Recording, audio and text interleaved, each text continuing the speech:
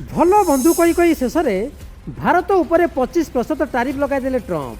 यह अगस्ट 1 लागू हो। यह सह भारत और रूस भितर संपर्क को आयुध कर जोरिमाना भी कसीदेले। प्रतिरक्षा सामग्री बड़ भाग और तेल रूसिया किणुची भारत। चीन समेत रूस सबुठ बड़ आमदानी साजिश भारत। जितेबाला रूस यूक्रेन युद्ध बंद लगे समस्ते चाहते ये आधार देखिले एभली व्यवसाय ठीक नुहे। इथिलागि भारत को 25% टारिफ और अतिरिक्त जोरिमाना देवाक पड़िबो। भारत दुनियार सबुठ अधिक टारिफ लगावा देश अटे। भारत और रूस निजर मृत अर्थव्यवस्था को तलितलांत करदेले भी ताकू कौनसी फरक पकाएना बोली रोकठोक कहीदेछन्ति ट्रंप। अमेरिका भारतर सबुठ बड़ एक्सपोर्ट मार्केट रही आसी। गला वर्ष दुई देशर द्विपाक्षिक व्यवसाय प्राय 128 अरब डॉलर थिला, किंतु नुआ टारिफ घोषणा उभय राष्ट्र भितर जारी ट्रेड डील खत्म होगा जाउछि। किंतु टारिफ घोषणा किछि घंटा पर ट्रंप को स्वर बदली थिला। भारत सह कथबार्ता जारी रही Trump. Again, India was the highest or just about the highest tariff nation in the world, and one of the highest, 100 points, 150 points or percentages. So India was one of the highest in the world. They had won 175%, and higher than that. Trump को tariff वृद्धि को नहीं राजनीति भी घमासान होती। भारत सरकार यार जवाब रखिंट। वाणिज्य मंत्रालय कही भारत और अमेरिका गला किछि मास है निरपेक्ष संतुलित और पारस्परिक रूप से लाभकारी द्विपाक्षिक व्यापार बुझामणा होगा लगी कथबार्ता जारी रही। राष्ट्रीय हित को सुरक्षित रखा भारत सरकार सबु प्रकार पदक्षेप नेबे।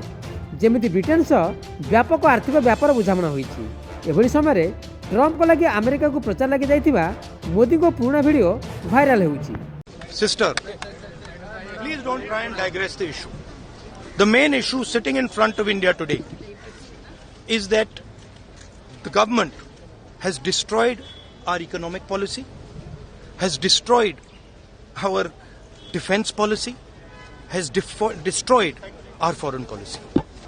Okay? They are running this country into the ground.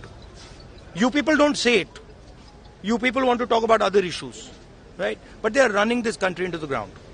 Prime Minister एक ही व्यक्ति के लिए काम करते हैं, अदानी। सारे के सारे स्मॉल बिजनेसेस उड़ा दिए। आप देख लीजिए, ये डील होगी, ट्रंप डिफाइन करेगा ये डील कैसे होगी, और मोदी वही करेगा जो ट्रंप कहेगा। ट्रंप को बंधु बोली कही आसुवा मोदी को आज ट्रंप एमिति की उपहार देले बोली समालोचना स्वर शाणित होइछि।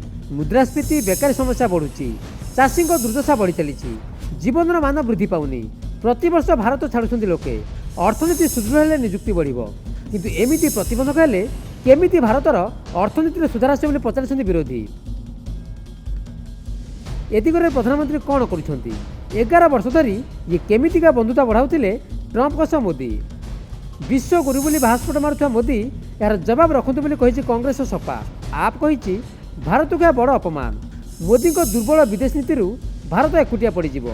पालटा ट्रंप कही सारी पाकिस्तान तेल किणिब अमेरिका। तेल भंडार विकास लगी पाकिस्तान को समर्थन करुच्ची अमेरिका। शासक दल कही मोदी नेतृत्व में अमेरिका एभली स्ट्राटेजी रूपायन कर फेल मार यार कड़ा काउंटर करा। ये 11 साल से कौन सी स्टडी चल रही थी? आप सोचिए, 11 साल से क्या स्टडी चल रही थी कि आज अमेरिका के राष्ट्रपति को कैसे शब्दों में भारतीय जनता पार्टी की सरकार में किन शब्दों से भारत को कहना पड़ा उन्हें। उन्होंने कहा भारत के भी अपने कानून के बारे में क्या कहा उन्होंने।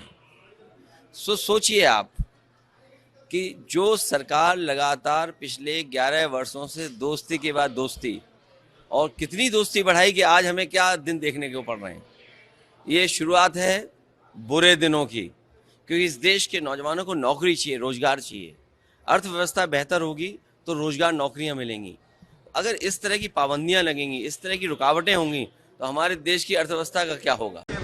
वेल, एवरीबॉडी हैज सीन कि अमेरिका के राष्ट्रपति जी ने क्या कहा है।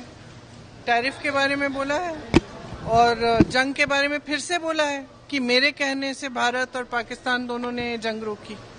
तो दोनों चीजों का जवाब सरकार को देना पड़ेगा। मोदी जी हर जगह जाते हैं, पूरी दुनिया में घूमते हैं, दोस्ती करते हैं लोगों के साथ और फिर हमें ये मिलता है। चलित वर्ष फेब्रुआरी रे अमेरिका रे ट्रंप और प्रधानमंत्री मोदी भितर द्विपाक्षिक व्यापार बुझामणा उपर सहमति प्रकाश पाइथिला, किंतु एबे परिस्थिति सुधरिया बदଳରେ अधिका बिगिड़ी। टारिफ वृद्धि भारत और अमेरिका को पठा जाउतिबा आईफोन उपर भारी शुल्क पड़िबो।